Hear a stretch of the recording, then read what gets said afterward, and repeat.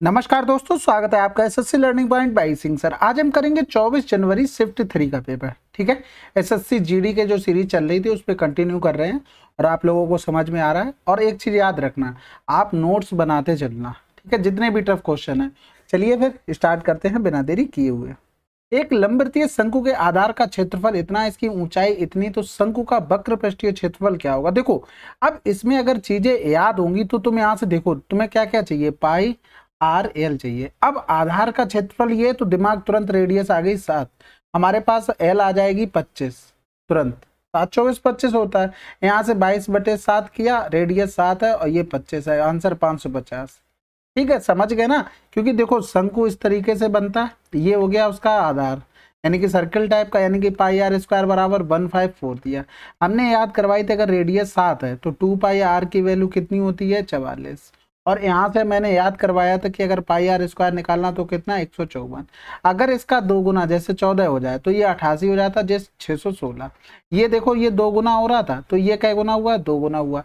लेकिन ये radius square में थी इसलिए ये 4 गुना हो जाता है। ठीक है, तो यहाँ से डायरेक्ट निकाल दी। अब यहाँ से देखो, ये वाला बनता है स्लाइंट हाइट, ये एल होती है, ये एच होती है, ये आर होती है। अब पाइथागोरियन ट्रिपलेट लगा दिया तो ये 25 निकल आई, डायरेक्ट पुट कर दिया, हमारा आंसर आ गया। समझ गए कि नहीं समझे। अगला सवाल करते हैं फिर। 3 वर्ष पहले किसी शहर की जनसंख्या इतनी थी, शहरों में प्रवास के कारण इसमें प्रतिवर्ष 10% की दर से कमी होती है। शहर की जनसंख्या कितनी है, तो देखो 10% का मतलब 1/10 हो गया, यानी कि 10 से चीज 9 हो रही है। यानी कि अगर इसका 3 वर्ष कह रहा था पहले कितनी थी, अब बाद में पूछा गया तो इसकी पावर कितनी हो जाएगी, 3 हो जाएगी। यानी कि इसका मतलब हो गया ये 1000 हो जाएगा और ये कितना हो जाएगा, 729। ये 1000 हो गया, यानी कि इसकी वैल्यू दी गई थी हमको 84,000। ये क्या गुना हो रहा था, 84। तो यहाँ से करेंगे, ये भी कितना गुना हो जाएगा, 84, यानी कि 729 में हमें 84 का गुणा करना है। अब यहाँ से समझ लो, यानी कि हमें गुणा करने के लिए ज्यादा मेहनत नहीं करनी, हमें 80 + 4 करना, बस सिंपल सी बात है। क्योंकि देखो लास्ट में हमें डिजिट भी मिलानी पड़ेगी, ऐसा नहीं है कि वहीं से छोड़ के निकल लिए बस खत्म। ठीक है, बस यहाँ ये कर सकते हो 8 सत्ते, यहाँ से देखो अगर मान लो 720 में ही हम 80 का गुणा करते तो ये 700 में ही कर ले, तो 8 सत्ते 56 आता, यानी कि 56 से तो ज्यादा बन रहा तुम्हारा।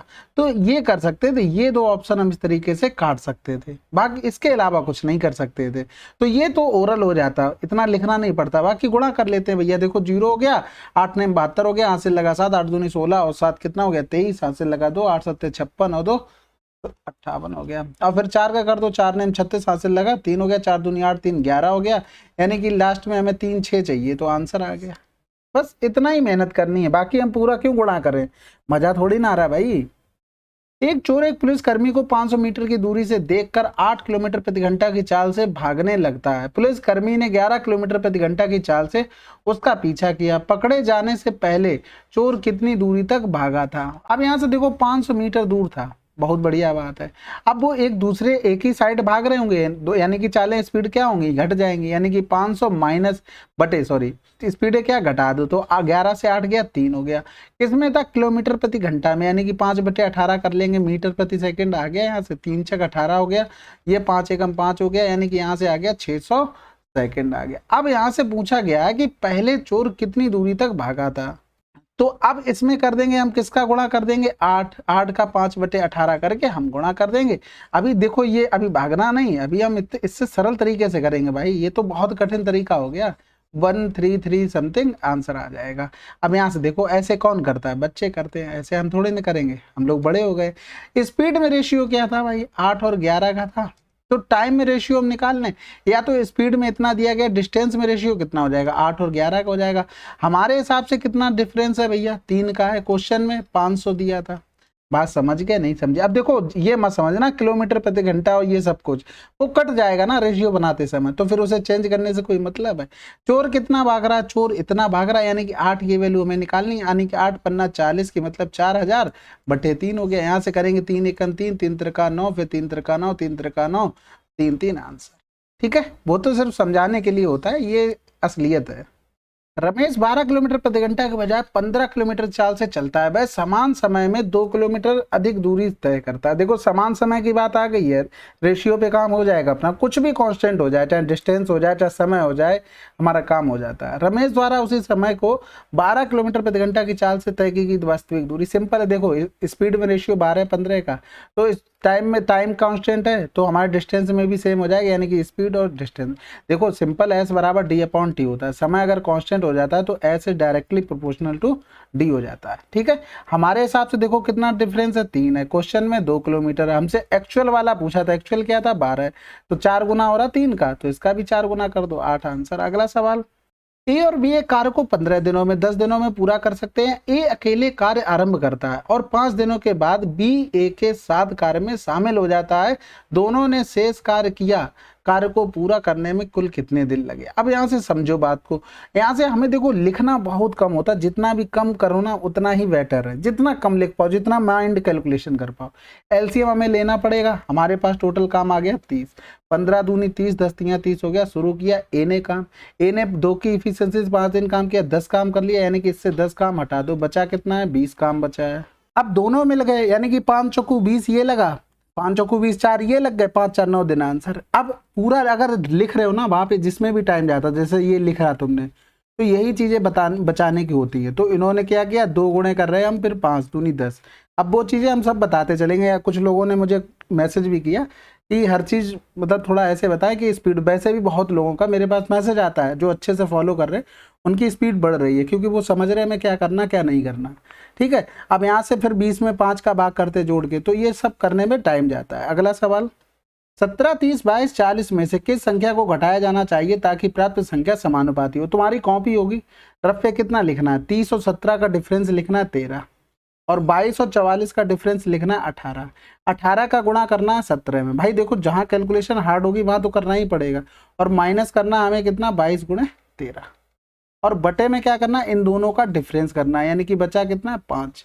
ठीक है, तो यहां से करेंगे 17 8 136, 17 एकम 17 और 13 30 हो गया, फिर 13 दूनी 26 हो गया, 13 दूनी 26 और 2 कितना हो गया 28 हो गया। इन दोनों का डिफरेंस करेंगे तो कितना आ जाएगा 0, 10 से 8 गया 2, 3 से 2 गया, मतलब 2 से 2 गया 0 बटे 5, 5 चौको 20 आंसर। ठीक है, अब यहाँ से देखो इसकी करने की ट्रिक होती है, वो सिंपल बात ये होती है, मैंने बताया था 17 लिखा, 30 लिखा, 22 लिखा, 40 लिखा, इन दोनों का डिफरेंस 13 हो गया, इन दोनों का डिफरेंस कितना हो गया 18। अब इनका बनाते इजी करके रेशियो, यहाँ तो कट नहीं रहा, कहीं कभी कभी कट जाता तो उनको आसान करते हैं।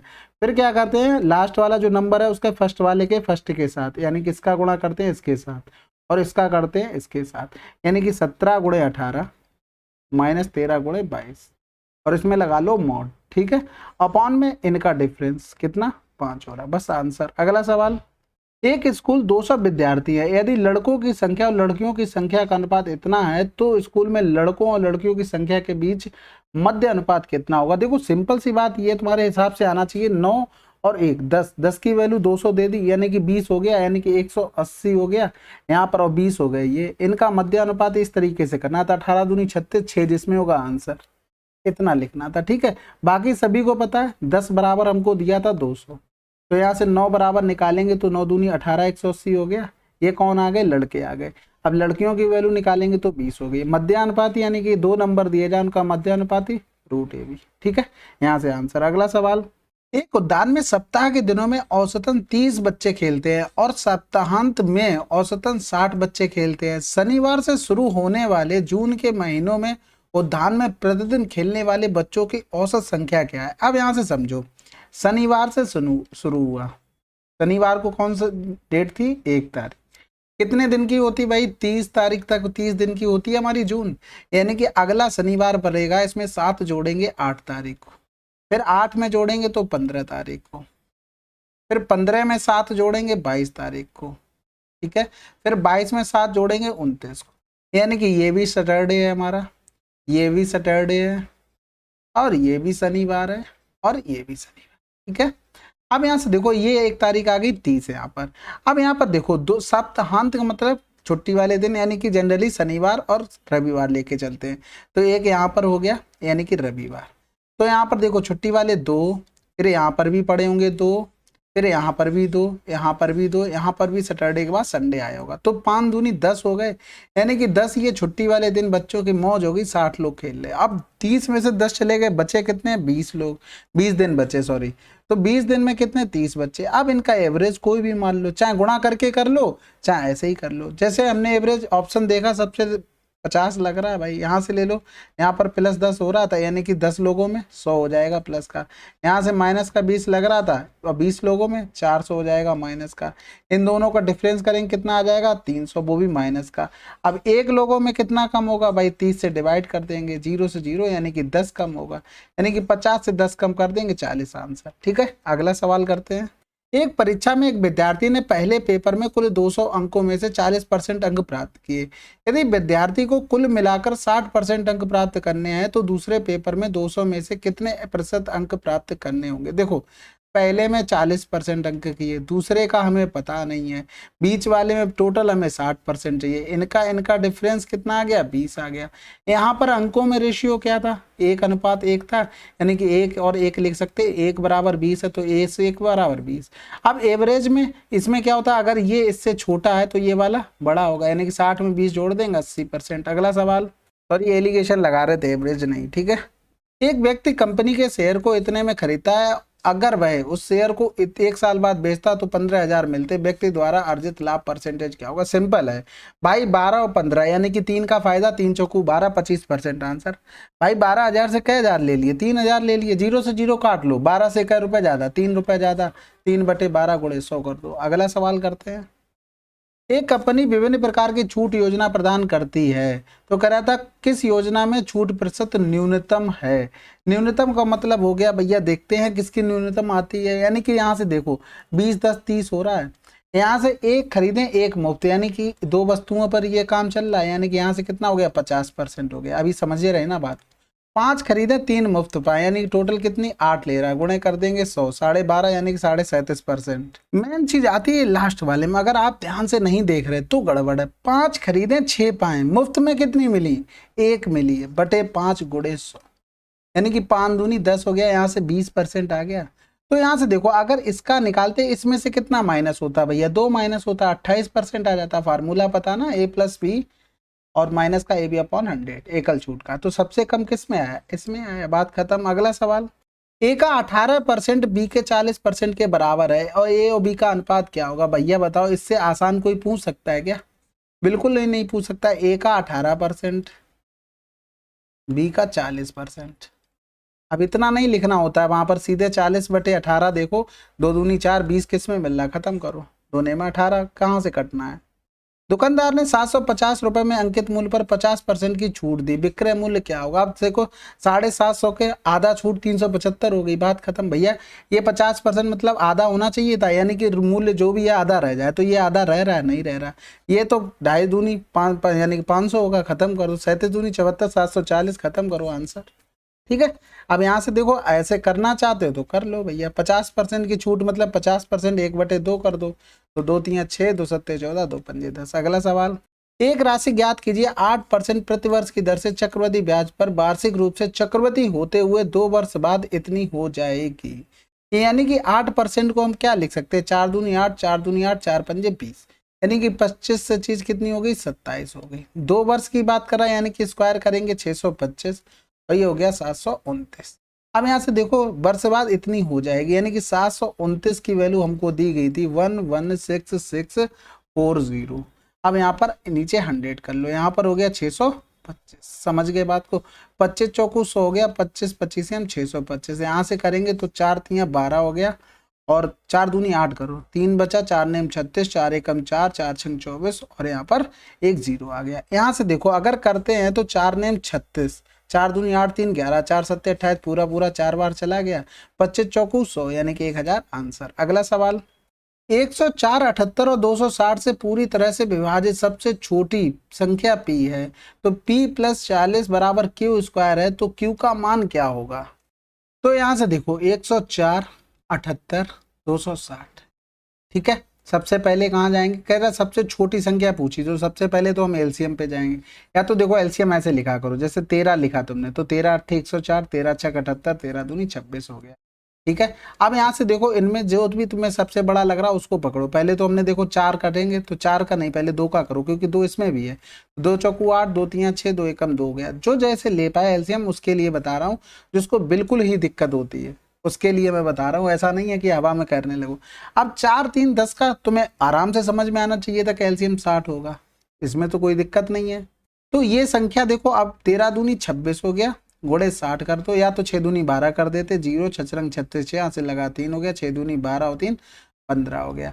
अब यहाँ से देखो ये संख्या वही आ गई जो इनसे डिवाइड करेंगे पूरी तरह कट जाएगा, बात खत्म हो गई। तो यहाँ पर रखेंगे 1560 प्लस का 40, यानी कि ये 1600 हो गया। अब 1600 दोनों तरफ रूट लेंगे तो 40 आंसर। अगला सवाल, ए का वह न्यूनतम मान जिसके लिए ये संख्या 3 से पूर्णतः विभाज्य। तो देखो 6 3 9 इनको हटा दो, 5 4 9 इनको हटा दो, 8 3 11, यानी कि 1 रख देंगे, 3 से कट जाएगा। अगला सवाल, एक व्यक्ति 2 वस्तुओं को एक ही कीमत पर खरीदा और एक को 15% के लाभ पर और दूसरी को 5% की हानि पर बेच दिया। यदि दोनों विक्रय मूल्यों के बीच का अंतर इतना है तो वस्तु का क्रय मूल्य क्या होगा? सिंपल सी बात है, लाभ और हानि। 15 5 20, 20 चौकू 80, 400 आंसर। भाई हमने देखो 100 माना, ये 15% लाभ मतलब 115 हो गया, और ये 5% हानि का मतलब 95 हो गया। इन दोनों में डिफरेंस कितना है? 0। 11 से 9 गया 2, इसी की वैल्यू 80 दी, 100 बराबर निकाल लिया। ऐसे कभी नहीं करना है, ठीक है। अब यहाँ से समझो, मान लो कुछ भी होता है, यहाँ पर 15% लाभ लेते तो 15% इधर आता, 5% की हानि लेते तो वो इधर आती। इन दोनों में यहाँ से यहाँ पहुँचने के लिए इन दोनों को जोड़ना पड़ेगा, तभी तो पहुँचेंगे, क्योंकि ये लॉस की तरफ है। तो ये दोनों को जोड़ दिया करो। अगर लाभ लाभ कहता तो घट जाते, अगर हानि हानि कहता तब भी यही होता, ठीक है। तो ध्यान रखना, 20 बराबर 80 हो गया, 100 बराबर निकाल लिया। 74 व्यक्तियों का औसत इतना है और एक प्रबंधक की आय इतनी है, तो पूरे समूह की बताना। देखो सिंपल सी बात है, 5200 था, 5200 में 6000 वाला एक आदमी जुड़ रहा है, यानी कि एवरेज हमारा 5200 से ज्यादा होगा। अब 6000 वाला जुड़ रहा है, यानी कि 800 लेके आ रहा है एक्स्ट्रा। वो एक लोगों में कितना हो जाएगा? 74, और एक आदमी 75 से डिवाइड करके हम देख लेंगे एक लोगों में कितना होगा। 25 तियां 75 हो गया, 25 तियां 75, 25 दूनी 50, 3 एकम 3 हो गया, 0 हो गया, 3 छक 18, यानी कि इसमें 10.6 जोड़ दो, यानी कि 52 10.66। अगला सवाल, 2 पुरुष 3 महिलाएं के बराबर काम करते हैं, ठीक है। 2 पुरुष 3 महिलाओं के बराबर काम करते हैं और 5 महिलाएं 7 लड़कों के बराबर काम करती हैं। देखो 2 पुरुष 3 महिलाओं के बराबर काम करते हैं, 5 महिलाएं 7 लड़कों के बराबर काम करती हैं। यदि 16 पुरुष एक काम को 2 दिन में करते हैं, इनकी इफिशियंसी निकाल लें। इनकी इफिशियंसी यानी कि P/M कितना हो गया? 3/2। यहाँ से करेंगे M/B कितना हो गया? 7/5, यानी कि महिलाओं की बराबर करना पड़ेगा, तो 7 दूनी 14 हो गया। पुरुष की कितनी हो जाएगी? 21 हो जाएगी। और फिर यहाँ पर कौन थे? बच्चे थे ना, B लिखो। तो यहाँ पर 7 दूनी 14, 5 दूनी 10, सबकी इफिशियंसी। पुरुष की 21 थी, 16 दिन में काम कर रहा था, सॉरी 16 पुरुष थे, 2 दिन में काम, टोटल काम आ गया। 2 लड़के कितने दिनों में करेंगे? लड़कों की इफिशियंसी 10 है, लड़के कितने हैं? 2 हैं, 2 से 2 कैंसिल आउट हो गया, 16 एकम 16 हो गया, यूनिट डिजिट हमारा काम हो गया। अगला सवाल करते हैं। एक वृत्तीय बेलन है भाई, बहुत बढ़िया बात है, यानी कि π/2π/RH बराबर दिया है 902/10, ठीक है। अब ये 70 सेंटीमीटर रेडियस थी, यानी कि पहले तो देखो इनको नीचे लेके आते हैं, यानी कि 2 × 22 और 7 ऊपर चला जाएगा। रेडियस कितनी थी? 70 थी। हमें आंसर किस में चाहिए? मीटर में, तो इसको मीटर में चेंज कर लिया, 70/100 करते, 100 ऊपर चला जाएगा, कोई दिक्कत, यानी कि ये पूरे टर्म हम यहाँ से लिख चुके हैं। अब देखो जो जो कट रहा है उसको हम काट लेते हैं। तो पहले 22 से काटेंगे, यहाँ से 22 चौक 88 हो गया, 22 एकम 22 हो गया। ये देखो 0 से 0 चला गया, 7 से 7 चला गया, ये 0 से ये 0 चला गया। 41 बटे कितना आया? 2 आया, 2 दूनी 4 हो गया, 0 2 पंजे 10 आंसर। अगला सवाल करते हैं। चलिए फिर 24 जनवरी की शिफ्ट 3 आपकी कंप्लीट हो गई है, और अच्छे से पढ़ते रहिए मन लगा के। मिलते हैं अगले वीडियो में, तब तक के लिए जय हिंद जय भारत।